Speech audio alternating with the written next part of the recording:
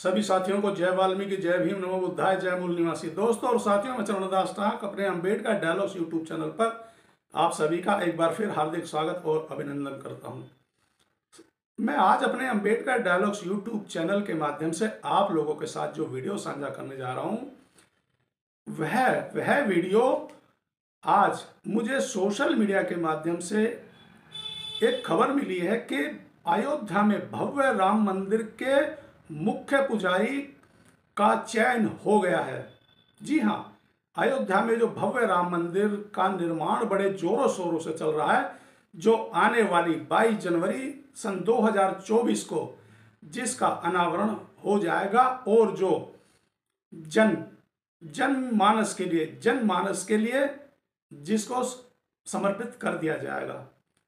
तो आखिर जानिए और जानते हैं कि अयोध्या में जो भव्य राम मंदिर बन रहा है उसके जो मुख्य पुजारी हैं, आखिर वह कैसे, किस आधार पर और आखिर किसको बनाया गया है या किसको नियुक्त किया गया है, मैं यह जानकारी आप लोगों के साथ साझा करने जा रहा हूं।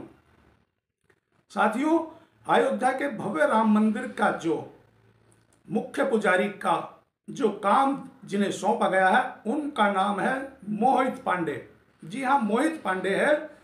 उनकी शिक्षा है, आचार्य की डिग्री है उनके पास।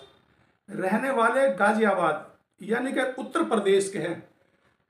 पद राम मंदिर में मुख्य पुजारी।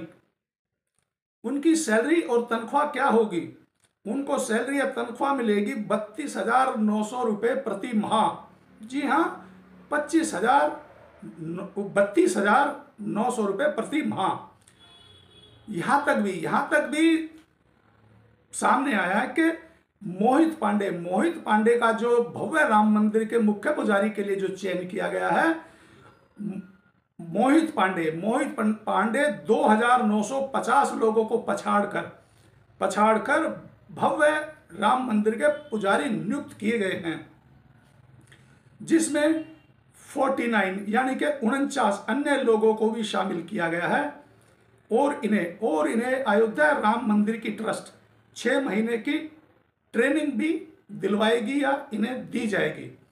अब जब यह बात सामने आती है कि 2,950 आदमियों को पछाड़कर मोहित पांडे अयोध्या के भव्य राम मंदिर के मुख्य पुजारी के रूप में नियुक्त किए गए हैं, तो मैं एक सवाल पूछना चाहता हूं कि क्या मोहित पांडे जी जो 2,950 आदमियों को पछाड़कर अयोध्या के मंदिर के मुख्य पुजारी के रूप में नियुक्त किए गए हैं, इसका मतलब अयोध्या के भव्य राम मंदिर के पुजारी पद हेतु 2,950 आदमियों ने आवेदन किया था। तो क्या अयोध्या के राम मंदिर के मुख्य पुजारी पद हेतु आवेदन की प्रक्रिया क्या भव्य राम मंदिर की ट्रस्ट ने इसको जग जाहिर किया था? क्या इसका कहीं कोई भी प्रचार या प्रसार किया गया था क्या कि अयोध्या के भव्य राम मंदिर के मुख्य पुजारी की हेतु आवेदन आदमी कर सकता है? और यदि ऐसा नहीं है तो फिर यह भ्रम क्यों फैलाया जा रहा है कि मोहित पांडे 2,950 आदमियों को पछाड़कर अयोध्या के मुख्य पुजारी के रूप में उनका चयन हो गया है या कर दिया गया है, या जो भी मंदिर की ट्रस्ट की जो भी उन लोगों की प्रक्रिया होगी उसके तहत, या मोहित पांडे पहले से ही सिलेक्ट एक नाम था। अब बात यह मेरे दिल और दिमाग को कौंध रही है कि क्या अयोध्या के भव्य राम मंदिर के मुख्य पुजारी के रूप में मोहित पांडे का मुख्य पुजारी के रूप में चयन हो गया है, तो क्या वह जो 49 यानी कि 49 अन्य पुजारी के रूप में जो सम्मिलित किए गए हैं, क्या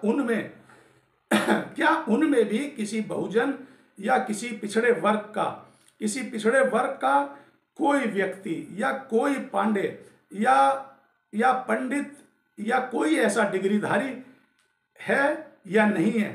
अब जैसे मैंने अभी पहले भी एक सवाल किया था, एक सवाल और उठ रहा है कि क्या बहुजन या पिछड़े वर्ग में कोई भी ऐसा व्यक्ति नहीं है या निकलकर नहीं सामने आया कि जिसके पास आचार्य की डिग्री हो, जो रहने वाला यही आसपास गाजियाबाद, उत्तर प्रदेश, दिल्ली या अन्य किसी भी उसका हो।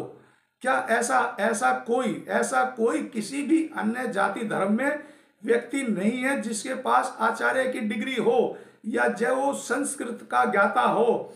ऐसे हजारों लाखों व्यक्ति जो मेरे बहुजन और पिछड़े समाज में घूम रहे हैं, मगर उनको जहां तक मेरा सोचना और समझना है, जब इतना सार्वजनिक हो गया है तो आगे जो 49 की जो एक लंबी सूची और एक कतार है वह भी जल्द ही सार्वजनिक हो जाएगी। तो आप लोगों को और मुझे पता लग जाएगा कि देखते हैं उन 49 या के 49 व्यक्तियों में भी क्या मेरे देश भारत के किसी बहुजन या किसी पिछड़े वर्ग से भी किसी को लिया गया है या नहीं। यदि नहीं लिया गया तो फिर आज हम अपने भारत देश को हिंदू राष्ट्र बनाने की बात करते हैं। हिंदू राष्ट्र बनाने के लिए दिन रात जोर शोर से जो हम लोग प्रचार और प्रसार कर रहे हैं, और साथ ही हम लोग यह भी देखते और सुनते रहते हैं कि हिंदू धर्म के बड़े बड़े विद्वान, जिनकी एक धर्म सभाओं में 15-15, 20-20 लाख लोग इकट्ठा होते हैं, वह भी दिन रात हम बहुजनों और पिछड़े वर्ग को एक ही बात परोसते रहते हैं कि भारत का हर निवासी सबसे पहले सनातनी है, हिंदू है, इसके अलावा और कुछ भी नहीं है। जब भारत का हर निवासी, वह चाहे ब्राह्मण सामंतवाद हो, चाहे क्षत्रिय हो, चाहे वैश्य हो, और यदि शूद्र और पिछड़ा वर्ग भी सनातन का हिस्सा है और हम भी हिंदू राष्ट्र का एक अभिन्न अंग है, तो फिर देखते हैं कि अयोध्या के भव्य राम मंदिर के मुख्य पुजारी के रूप में तो मोहित पांडे जी का चयन हो गया है।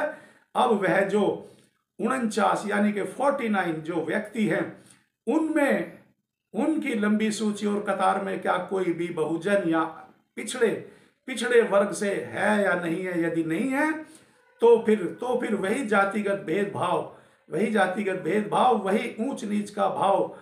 तो फिर इस आधार पे कैसे मेरा देश भारत हिंदू राष्ट्र बन सकता है, और कैसे हम बहुजन और पिछड़ा वर्ग सनातनी या मनु ऋषि की संतान हो सकते हैं? तो फिर आप लोग हम बहुजनों और पिछड़ों को आखिर भ्रमित करना और हम लोगों को गुमराह करना कब छोड़ेंगे, और आखिर क्यों नहीं छोड़ रहे हैं? साथियों, मैं आप लोगों से एक प्रार्थना और एक अपील करूंगा कि आप लोग मेरे इस वीडियो को पूरे देश भारत में बहुजनों को और पिछड़ों को ज़्यादा से ज़्यादा शेयर करें। और यदि आप लोगों ने मेरा Ambedkar dialogues YouTube channel subscribe नहीं किया है, तो आप लोग मेरे अंबेडकर डायलॉग्स यूट्यूब चैनल को सब्सक्राइब करें, लाइक करें और कमेंट्स कर तो जरूर बताएं कि आखिर अयोध्या के भव्य राम मंदिर में क्या किसी बहुजन या पिछड़े वर्ग को भी स्थान या जगह दी गई है या नहीं। और एक बार फिर अब अंत में सभी को जय वाल्मीकि, जय भीम, नमो बुद्धाय, जय मूल निवासी।